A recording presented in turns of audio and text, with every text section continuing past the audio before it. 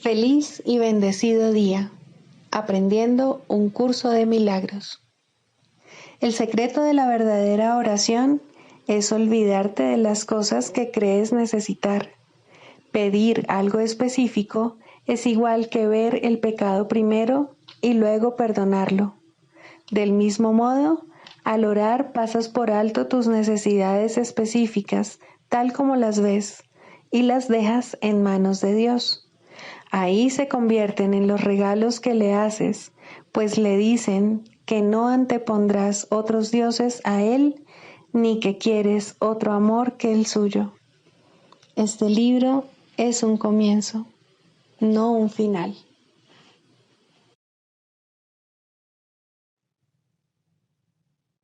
Del prefacio, que postula, párrafo 5. El mundo que vemos refleja simplemente nuestro marco de referencia interno, las ideas predominantes, los deseos y las emociones que albergan nuestras mentes. La proyección da lugar a la percepción. Primero miramos en nuestro interior y decidimos qué clase de mundo queremos ver. Luego proyectamos ese mundo afuera y hacemos que sea real para nosotros tal como lo vemos. Hacemos que sea real mediante las interpretaciones que hacemos de lo que estamos viendo. Si nos valemos de la percepción para justificar nuestros propios errores, nuestra ira, nuestros impulsos agresivos, nuestra falta de amor en cualquier forma que se manifieste, veremos un mundo lleno de maldad, destrucción, malicia, envidia y desesperación. Tenemos que aprender a perdonar todo esto, no porque al hacerlo seamos buenos o caritativos, sino porque lo que vemos no es real. Hemos distorsionado el mundo con nuestras absurdas defensas y por lo tanto estamos viendo lo que no está ahí. A medida que aprendamos a reconocer nuestros errores de percepción, aprenderemos también a pasarlos por alto, es decir, a perdonarlos. Al mismo tiempo nos perdonaremos al mirar más allá de los conceptos distorsionados que tenemos de nosotros mismos y ver el ser que Dios creó en nosotros como nosotros.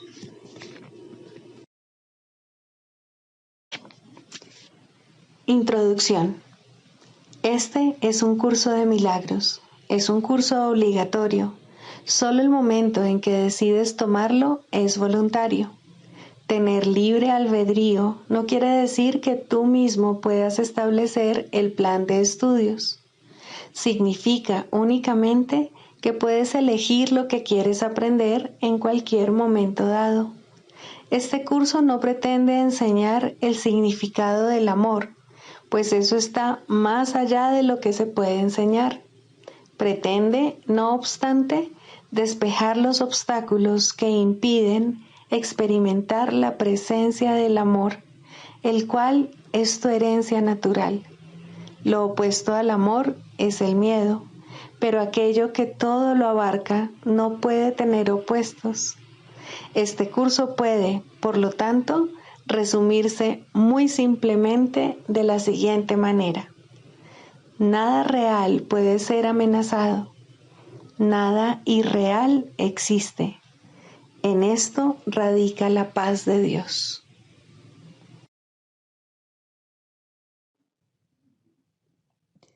Capítulo 1. El significado de los milagros. Primero, principios de los milagros. Principio 50.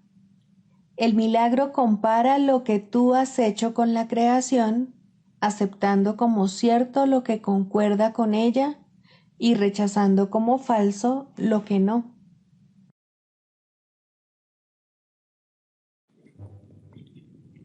Capítulo 7. Los regalos del reino. 5. La curación y la inmutabilidad de la mente. El cuerpo no es más que un marco para desarrollar capacidades, lo cual no tiene nada que ver con el uso que se hace de ellas. Dicho uso procede de una decisión. Los efectos de la decisión del ego al respecto son tan evidentes que no hay necesidad de hablar más de ello, pero la decisión del Espíritu Santo de utilizar el cuerpo únicamente como un medio de comunicación tiene una conexión tan directa con la curación que sí requiere aclaración. El sanador que no se ha curado obviamente no entiende su propia vocación. Solo las mentes pueden comunicarse, puesto que el ego no puede destruir el impulso de comunicar, porque es también el impulso de crear. Solo puede enseñarte que el cuerpo puede comunicarse así como crear, y por ende que no tiene necesidad de la mente.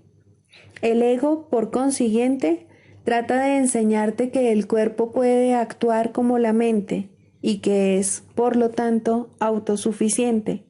Sin embargo, hemos aprendido que ni la enseñanza ni el aprendizaje tienen lugar en el nivel del comportamiento, toda vez que puedes actuar de acuerdo con lo que no crees.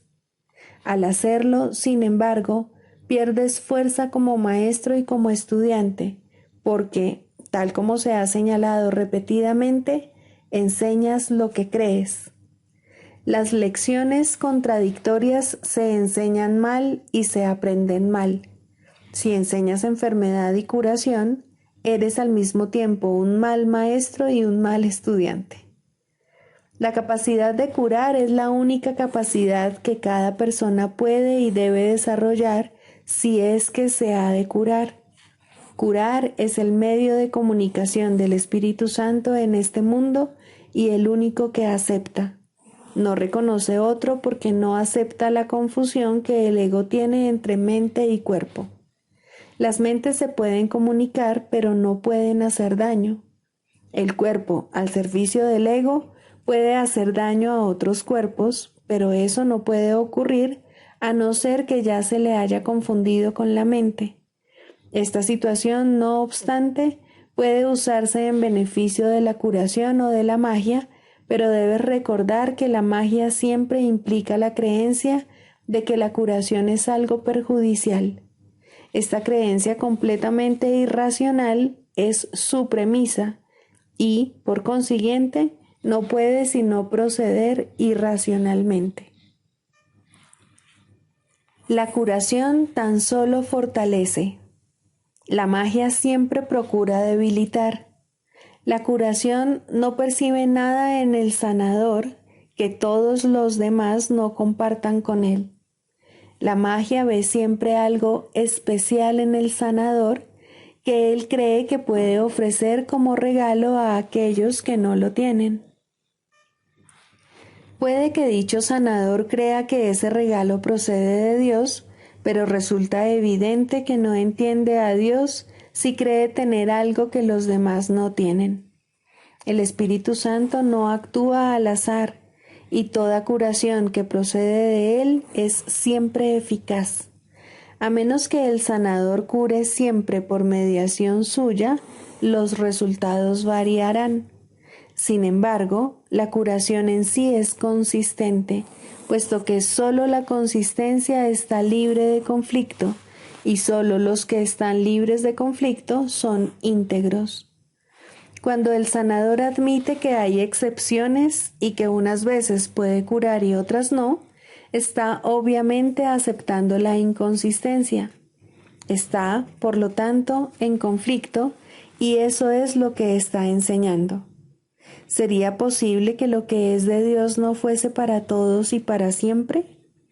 El amor es incapaz de hacer excepciones. Solo si hay miedo parece tener sentido la idea de las excepciones. Las excepciones son amedrantadoras porque las engendra el miedo.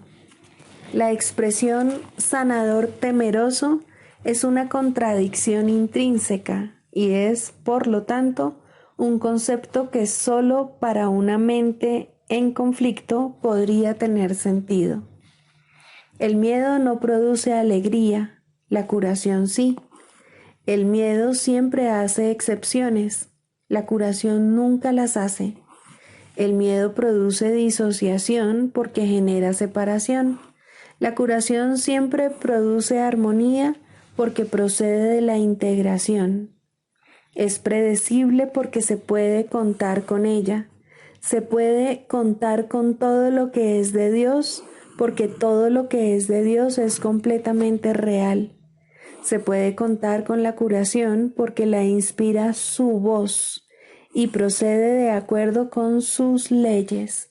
Mas, si la curación es consistente, tu entendimiento acerca de ella no puede ser inconsistente.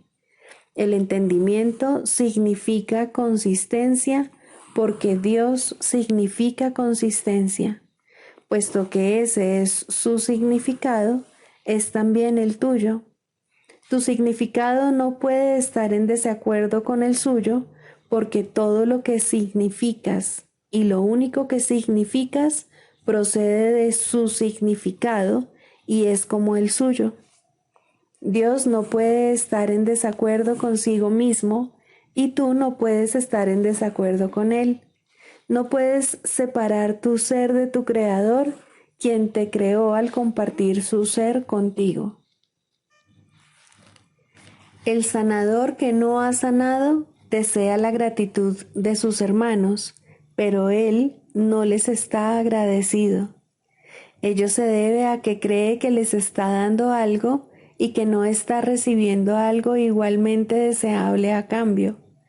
Lo que enseña se ve limitado por lo poco que está aprendiendo. Su lección de curación se ve limitada por su propia ingratitud, que es una lección de enfermedad. El verdadero aprendizaje es constante y tan vital en su poder de producir cambios que un hijo de Dios puede reconocer su propio poder en un instante y cambiar el mundo en el siguiente. Ello se debe a que al cambiar de mentalidad, produce un cambio en el instrumento más poderoso que jamás se le haya dado para cambiar.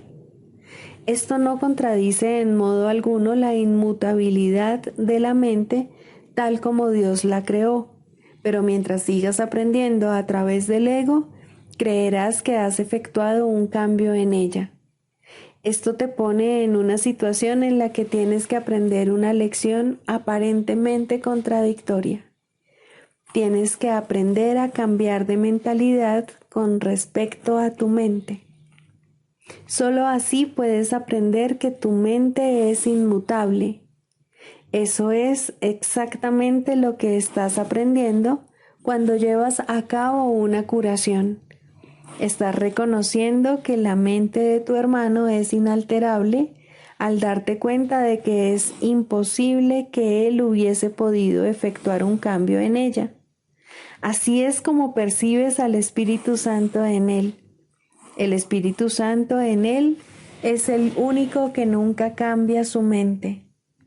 Tu hermano tal vez piense que él puede cambiar la suya o, de otro modo, no se percibiría a sí mismo como enfermo.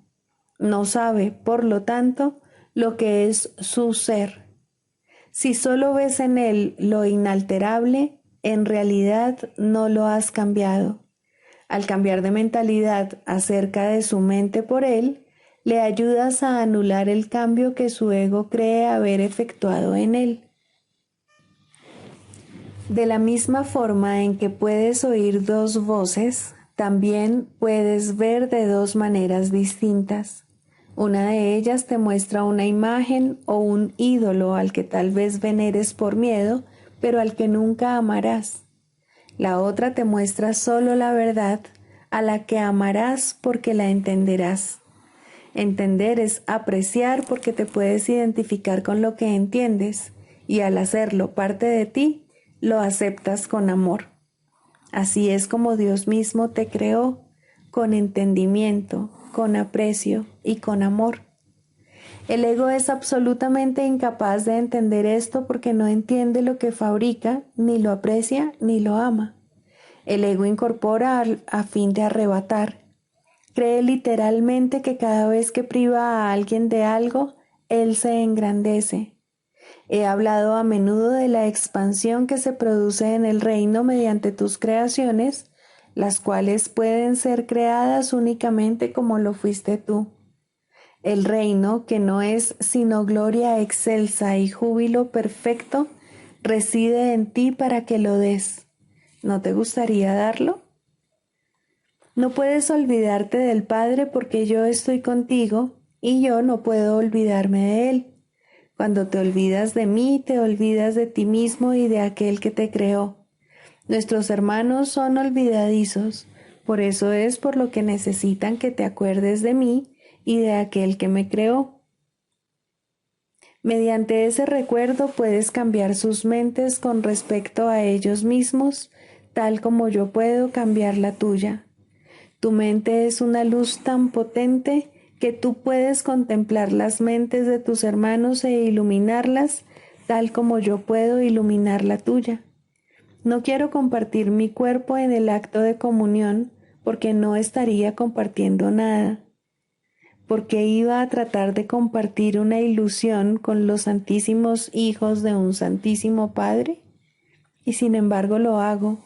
Quiero compartir mi mente contigo porque somos de una misma mente y esa mente es nuestra.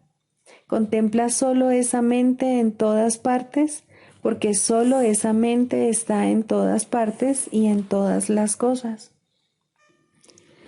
Dicha mente lo es todo porque abarca a todas las cosas dentro de sí. Bendito seas tú que percibes únicamente esto, porque estás percibiendo únicamente lo que es verdad. Ven, por lo tanto, a mí y descubre la verdad que mora en ti. La mente que tú y yo compartimos, la compartimos con todos nuestros hermanos, y a medida que los vemos tal como verdaderamente son, ellos se curan. Deja que tu mente brille junto con la mía en sus mentes y que mediante el agradecimiento que sentimos hacia ellos, cobren conciencia de la luz que hay en ellos. El resplandor de esta luz retornará a ti y a toda la filiación, porque esa es tu perfecta ofrenda a Dios. Él la aceptará y se la dará a la filiación, porque al ser aceptable para Él, lo es también para sus hijos. Esto es auténtica comunión con el Espíritu Santo, quien ve el altar de Dios en todos, y al llevarlo a tu conciencia para que lo aprecies, te exhorta a que ames a Dios y a su creación. Solo puedes apreciar a la filiación como una sola. Esto es parte de la ley que rige a la creación y, por lo tanto, gobierna todo pensamiento.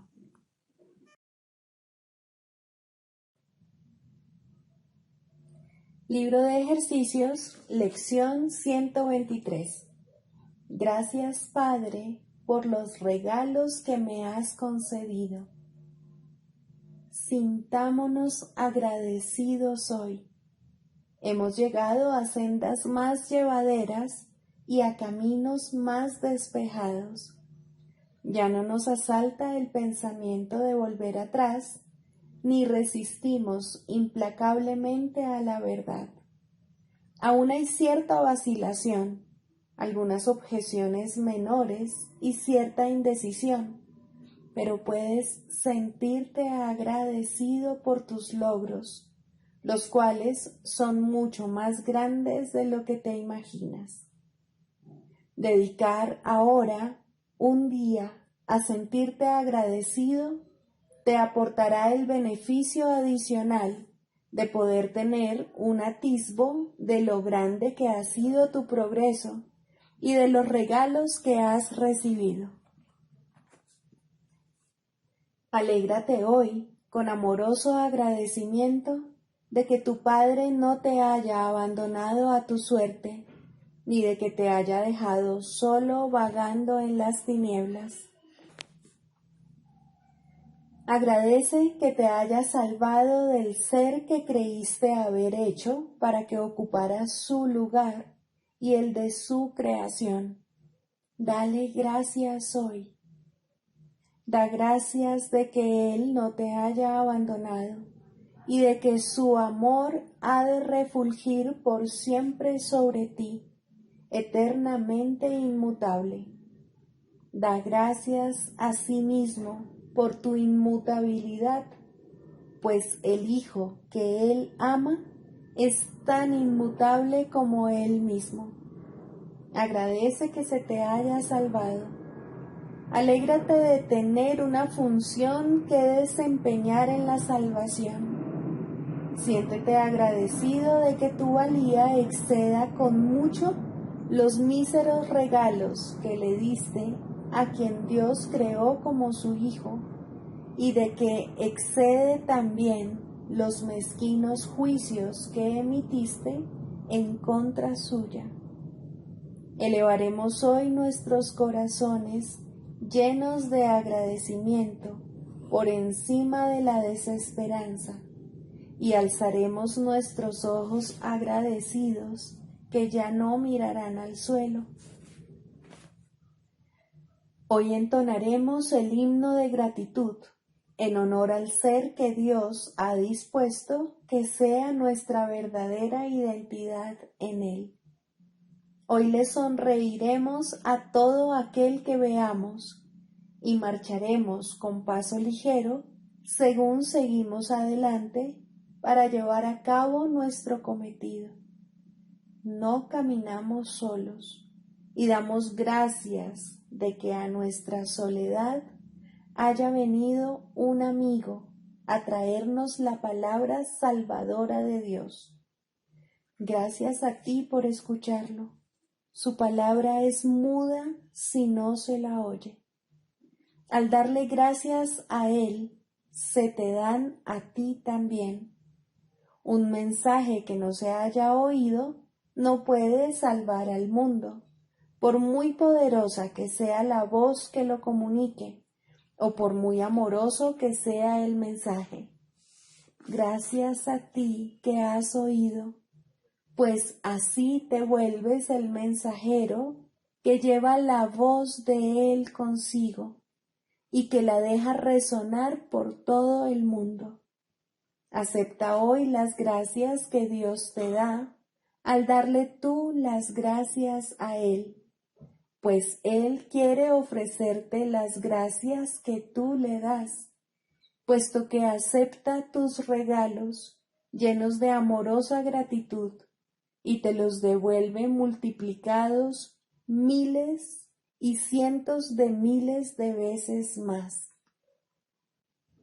Él bendecirá tus regalos compartiéndolos contigo, y así el poder y fortaleza de estos crecerán hasta llenar el mundo de gozo y gratitud. Acepta las gracias que Él te da y dale las tuyas durante 15 minutos en 2 ocasiones hoy, y comprenderás a quién le das las gracias y a quién le da Él las gracias según tú se las das a Él. Esta santa media hora que le dediques te será devuelta a razón de años por cada segundo, y debido a las gracias que le das, tendrá el poder de brindarte la salvación al mundo miles y miles de años más pronto. Acepta las gracias que Él te da y comprenderás con cuánto amor te conserva en su mente, cuán profundo e infinito es el cuidado que te prodiga y cuán perfecta es su gratitud hacia ti. Acuérdate de pensar en Él cada hora y de darle las gracias por todo lo que Él le ha dado a su Hijo para que éste pueda elevarse por encima del mundo y recordar a su Padre y a su ser.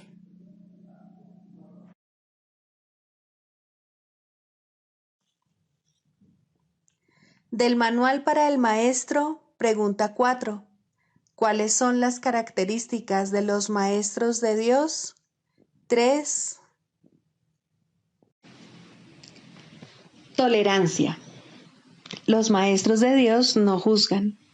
Juzgar es ser deshonesto, pues es asumir un papel que no te corresponde. Es imposible juzgar sin engañarse uno a sí mismo. Juzgar implica que te has engañado con respecto a tus hermanos. ¿Cómo entonces no te ibas a haber engañado con respecto a ti mismo? Juzgar implica falta de confianza, y la confianza sigue siendo la piedra angular de todo el sistema del pensamiento del Maestro de Dios. Si la pierde, todo su aprendizaje se malogra. Sin juicios, todas las cosas son igualmente aceptables, pues en tal caso, ¿quién podría juzgarlas? Sin juicios, todos los hombres son hermanos, pues en ese caso, ¿quién se encontraría aparte? Juzgar destruye la honestidad y quebranta la confianza. El Maestro de Dios no puede juzgar y al mismo tiempo espera aprender.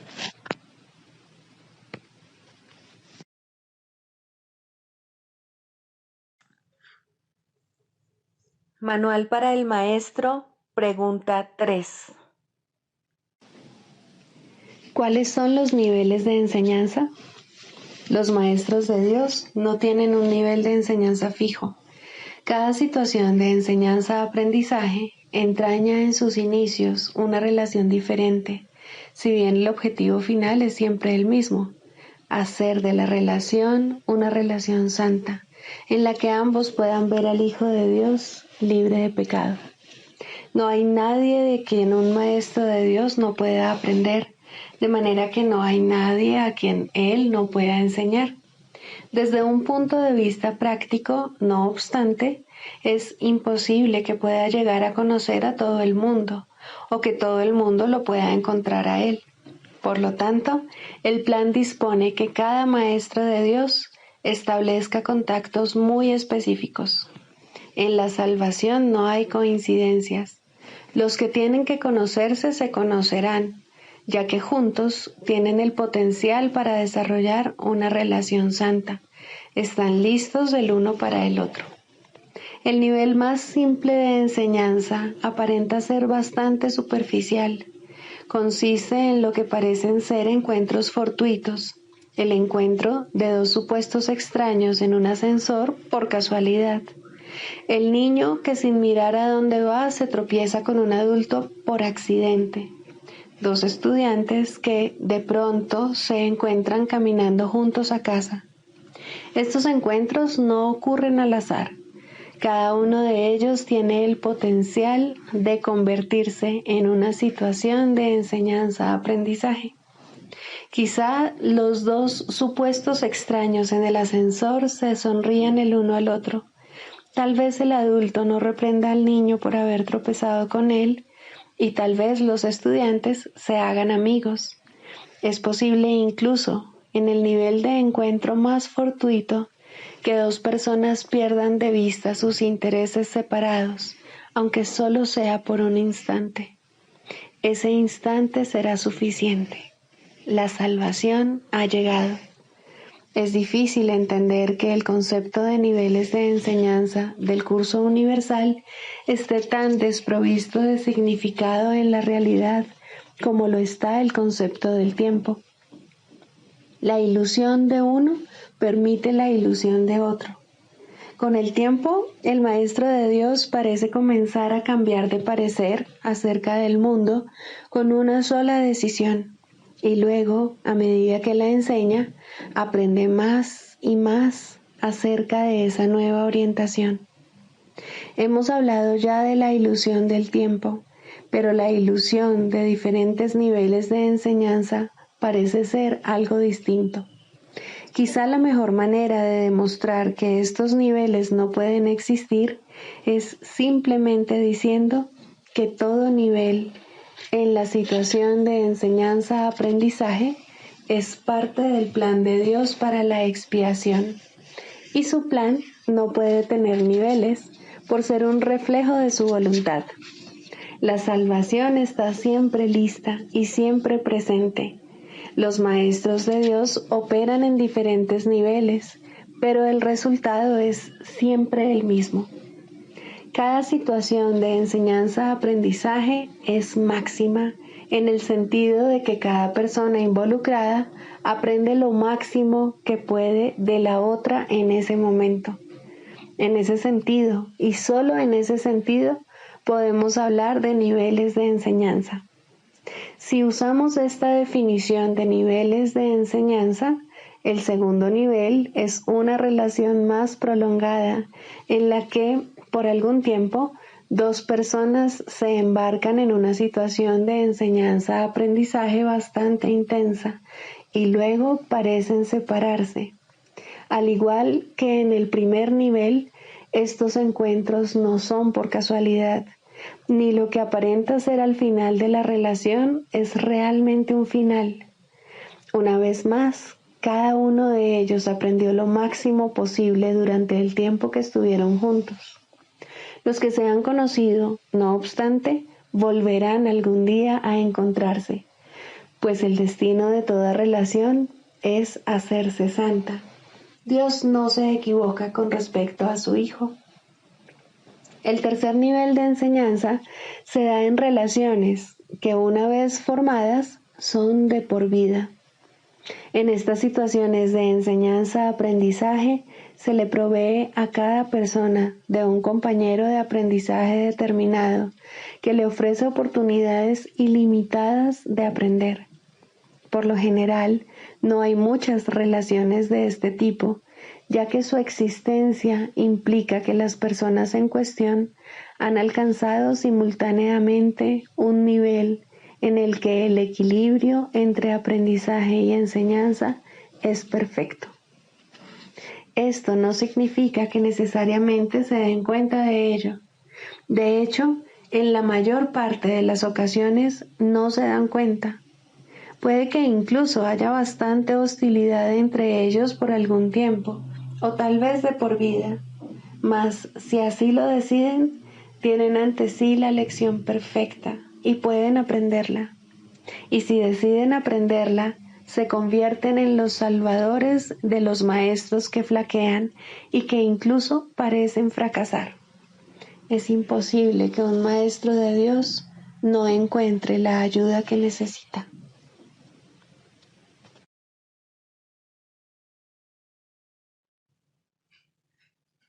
Clarificación de términos. El ego, el milagro. Las ilusiones no perdurarán. Su final es indudable y eso es lo único que es seguro en su mundo. Por eso es por lo que es el mundo del ego. ¿Qué es el ego? El ego no es más que un sueño de lo que en realidad eres. Un pensamiento de que estás separado de tu creador y un deseo de ser lo que él no creó. El ego es un producto de la locura, no de la realidad. Es tan solo un nombre para lo innombrable, un símbolo de lo imposible, una elección de opciones que no existen. Le damos un nombre solo para que nos ayude a entender que no es más que un pensamiento ancestral según el cual aquello que se ha inventado es inmortal. Mas, ¿qué podría proceder de ello excepto un sueño que, al igual que todos los demás sueños, tan solo puede terminar en la muerte? ¿Qué es el ego? El ego no es nada, pero se manifiesta de tal forma que parece ser algo. En un mundo de formas no se puede negar al ego, pues solo él parece real. Mas, ¿podría el Hijo de Dios, tal como su Padre lo creó, morar en una forma o en un mundo de formas? Si alguien te pide que definas al ego y expliques cómo se originó, es porque cree que el ego es real e intenta, por definición, asegurarse de que su naturaleza ilusiva quede oculta tras las palabras que parecen otorgarle realidad. Ninguna definición que se haya hecho de una mentira puede hacer que ésta sea verdad, ni tampoco puede haber una verdad que las mentiras puedan realmente ocultar. La irrealidad del ego no se niega con palabras, ni su significado se vuelve claro por el hecho de que su naturaleza parezca tener una forma. ¿Quién puede definir lo indefinible? Sin embargo, incluso para esto hay una respuesta. No podemos formular realmente una definición de lo que es el ego, pero sí podemos decir lo que no es. Y esto lo podemos ver con perfecta claridad. Basándonos en eso, podemos deducir lo que es. Observa su opuesto y verás la única respuesta que tiene sentido. A lo opuesto al ego, desde cualquier punto de vista, origen, efectos y consecuencias, le llamamos milagro. En él encontramos todo lo que no tiene que ver con el ego en este mundo. El milagro es lo opuesto al ego, y solo en él podemos observar lo que era el ego, pues en él vemos lo que éste aparentemente hacía, y la causa y sus efectos no pueden sino seguir siendo una misma cosa. Donde antes había obscuridad, ahora veremos luz. ¿Qué es el ego? Lo que antes era la obscuridad. ¿Dónde está el ego? Donde antes estaba la oscuridad. ¿Qué es ahora y dónde puede encontrársele? No es nada y no se le puede encontrar en ninguna parte. Ahora la luz ha llegado y su opuesto se ha ido sin dejar ni rastro. Donde antes había maldad, ahora hay santidad. ¿Qué es el ego? Lo que antes era maldad. ¿Dónde está el ego? En una pesadilla que solo parecía ser real mientras la estabas soñando. Donde antes había crucifixión, ahora está el Hijo de Dios. ¿Qué es el ego? ¿Quién tiene necesidad de preguntar? ¿Dónde está el ego? ¿Quién necesita ir en busca de ilusiones ahora que los sueños han desaparecido? ¿Qué es un milagro? Un milagro es un sueño también, pero si observas todos los aspectos de ese sueño, jamás volverás a dudar. Observa el bondadoso mundo que se extiende ante ti mientras caminas envuelto en mansedumbre. Observa a los ayudantes que encuentras a lo largo del camino que recorres, felices ante la certeza del cielo y la garantía de paz. Y observa también, por un instante, lo que por fin dejaste atrás y finalmente pasaste de largo. Esto es lo que era el ego, el odio cruel, la necesidad de venganza y los gritos de dolor, el miedo a la muerte y el deseo de matar, la ilusión de no tener hermanos y el yo que parecía estar solo en el universo. El milagro corrige este terrible error con respecto a ti mismo, con la misma dulzura con la que una madre amorosa adormece con su canto a su criatura. ¿No preferirías escuchar un canto así? ¿No contestaría ese canto todo lo que pensabas preguntar, haciendo incluso que la pregunta dejase de tener sentido? Tus preguntas no tienen respuesta, ya que han sido planteadas para acallar la voz de Dios, la cual nos hace a todos una sola pregunta. ¿Estás listo ya para ayudarme a salvar el mundo? Pregunta esto en vez de preguntar qué es el ego, y verás un súbito resplandor envolver al mundo que el ego fabricó. Ahora no se le niega a nadie ningún milagro. El mundo se ha salvado de todo lo que tú pensabas que era, y lo que es ha sido siempre absolutamente puro y jamás ha sido condenado. El milagro perdona, el ego condena. No se necesita ninguna otra definición para ninguno de ellos excepto esta. Mas, ¿qué definición podría ser más cierta o estar más a tono con lo que es la salvación? Con esto el problema y la respuesta se llevan una al lado del otro, y al estar finalmente juntos, la elección es obvia. ¿Quién elegiría el infierno de reconocer que eso es lo que está eligiendo? ¿Y quién no seguiría adelante un poco más cuando le ha sido dado comprender que el camino es corto y que el cielo es su meta?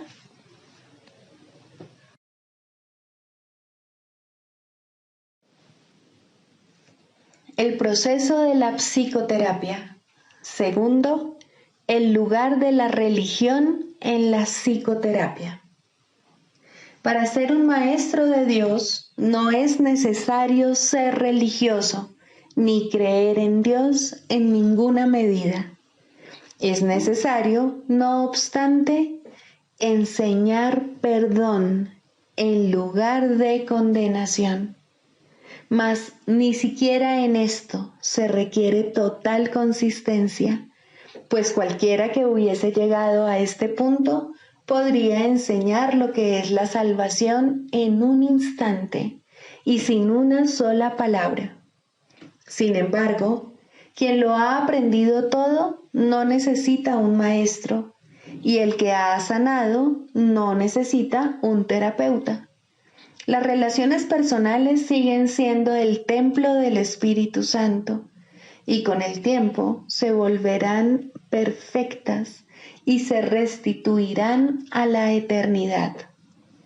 La religión institucionalizada no ocupa ningún lugar en la psicoterapia, pero tampoco tiene un auténtico lugar en la religión. En este mundo existe una tendencia asombrosa a unir palabras contradictorias en un mismo término sin percibir la contradicción en absoluto. Tratar de institucionalizar la religión es un intento tan obvio del ego de reconciliar lo irreconciliable que no merece que nos extendamos en ello aquí. La religión es experiencia. La psicoterapia también lo es. En sus niveles más elevados se vuelven una. Ninguna es verdad en sí misma, mas ambas pueden conducir a la verdad. ¿Qué se necesita hacer para encontrar la verdad, que sigue siendo perfectamente obvia, sino eliminar los aparentes obstáculos a la verdadera conciencia? Nadie que aprenda a perdonar puede dejar de recordar a Dios. El perdón, pues, es todo lo que se necesita enseñar, ya que es todo lo que es necesario aprender. Todos los obstáculos al recuerdo de Dios son formas de falta de perdón, y eso es todo. Esto nunca le resulta obvio al paciente y muy rara vez al terapeuta. El mundo ha aglutinado todas sus fuerzas en contra de esta forma de conciencia, pues en ella radica el fin del mundo y todo lo que éste representa. Sin embargo, tener conciencia de Dios no constituye una meta razonable para la psicoterapia. Esta llegará cuando se haya completado la psicoterapia, pues allí donde se ha alcanzado el perdón, la verdad no puede sino llegar. Sería injusto en verdad que se tuviera que creer en Dios para que la terapia tuviera éxito. Creer en Dios no es realmente un concepto significativo, puesto que a Dios solo puede conocérsele. Creer implica que es igualmente posible no creer, mas el conocimiento de Dios no tiene opuestos. No conocer a Dios es no tener conocimiento, y es a esto a lo que conduce toda falta de perdón. Sin conocimiento, uno solo puede tener creencias. Hay diferentes recursos de aprendizaje para diferentes clases de personas. Algunas formas de religión no tienen nada que ver con Dios y algunas formas de psicoterapia no tienen nada que ver con la curación. Mas, si alumno y maestro se unen para compartir una meta, Dios entrará a formar parte de su relación porque se le invitó. De igual modo, la unión de propósitos entre paciente y terapeuta restituye el lugar de Dios a un primer plano, primero a través de la visión de Cristo y luego a través del recuerdo de Dios mismo. El proceso psicoterapéutico es el retorno a la cordura. Maestro y alumno, terapeuta y paciente, están todos dementes o, de lo contrario, no estarían aquí. Juntos pueden encontrar una salida, pues nadie encuentra la cordura solo. Si la curación es una invitación que se le hace a Dios para que entre en su reino, ¿qué importa cómo está escrita la invitación? ¿Qué importa el papel, la tinta o el bolígrafo? ¿No es acaso el que escribe y hace la invitación lo que realmente importa? Dios acude a aquellos que desean restaurar su mundo, pues han encontrado la manera de invocarlo. Siempre que dos se unen, allí está Él. Sea cual sea el propósito que tengan, es irrelevante, mas para triunfar tienen que compartirlo completamente. Es imposible compartir un objetivo que Cristo no haya bendecido, pues lo que no se ve a través de sus ojos está demasiado fragmentado para tener sentido. De la misma manera en que la verdadera religión cura, la verdadera psicoterapia debe ser religiosa. Existen muchas formas de ambas, pues ningún buen maestro utiliza el mismo enfoque en todos sus alumnos. Por el contrario, escucha pacientemente a cada uno y lo deja formular su propio plan de estudios. No la meta de éste, sino la manera en que puede alcanzar el objetivo que dicho plan establece para él. Puede que el maestro no crea que Dios forma parte de la enseñanza. Tal vez el psicoterapeuta no entienda que la curación proviene de Dios. No obstante, pueden triunfar allí donde muchos que creen haber encontrado a Dios fracasan. ¿Qué debe hacer el maestro para asegurarse de que el aprendizaje tenga lugar? ¿Qué debe hacer el terapeuta para lograr la curación? Solo una cosa, el mismo requisito que la salvación le pide a todo el mundo. Cada uno debe compartir una meta con alguien más para, de ese modo, perder toda noción de intereses separados. Solo al hacer esto es posible trascender los estrechos límites que el ego quiere imponer al yo. Solo al hacer esto pueden maestro y alumno, terapeuta y paciente, o podemos tú y yo aceptar la expiación y aprender a darla tal como fue recibida. La comunión es imposible si se está solo. Nadie que permanezca aparte puede recibir la visión de Cristo. Esta se le ofrece, pero él no puede extender su mano para recibirla. Que se aquiete y reconozca que la necesidad de su hermano es su necesidad, y que entonces la satisfaga como si fuese la tuya, y vea que ambas se satisfacen cual una sola, porque en efecto lo son. ¿Qué es la religión sino un recurso para ayudarle a ver esto? ¿Y qué es la psicoterapia sino una ayuda que lo lleva en esa misma comprensión?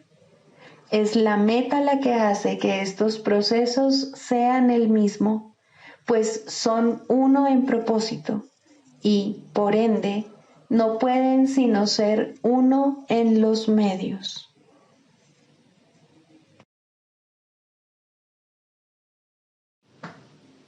El canto de la oración. Quinto, el final de la escalera. La oración es un camino a la verdadera humildad, y aquí se eleva lentamente una vez más y crece en fuerza, amor y santidad.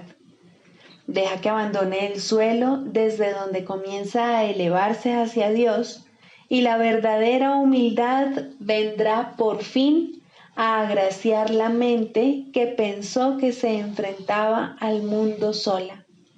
La humildad trae paz, porque no afirma que tú debas regir el universo ni juzgar las cosas en función de cómo tú quisieras que fuesen.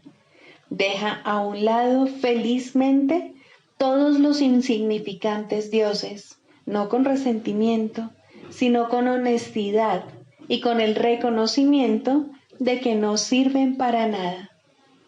Las ilusiones y la humildad tienen metas tan dispares que no pueden coexistir ni compartir una morada donde pudieran encontrarse. Allí donde una llega, la otra desaparece.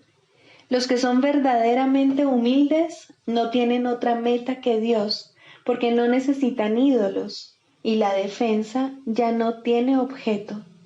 Los enemigos son inútiles ahora, pues la humildad no es confrontativa. No se oculta avergonzada porque está satisfecha con lo que es, en el conocimiento de que la creación es la voluntad de Dios. Su falta de egoísmo es el ser, y esto es lo que ve en cada encuentro, en los que gustosamente se une a cada hijo de Dios, cuya pureza reconoce y comparte con él. Ahora la oración se eleva por encima del mundo de las cosas, de los cuerpos y de los dioses de todo tipo, y por fin puedes descansar en santidad. La humildad ha venido a enseñarte cómo entender la gloria que es tuya por ser hijo de Dios, y a reconocer la arrogancia del pecado.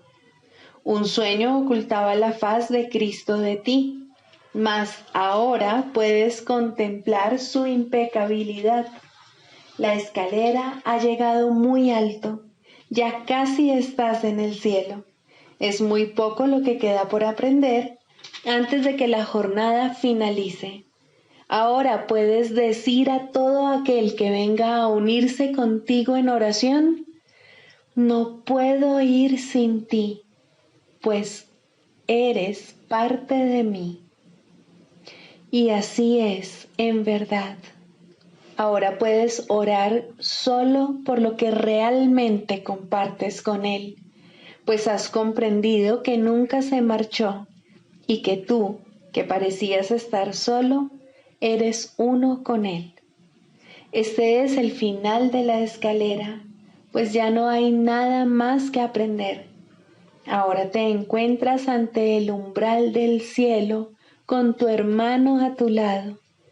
Los jardines son amplios y serenos, pues ahí el lugar señalado para el momento en que debías venir ha estado esperando por ti desde hace mucho.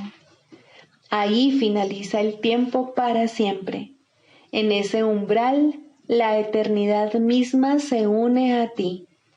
La oración se ha convertido en lo que siempre estuvo destinada a ser, pues has reconocido al Cristo en ti.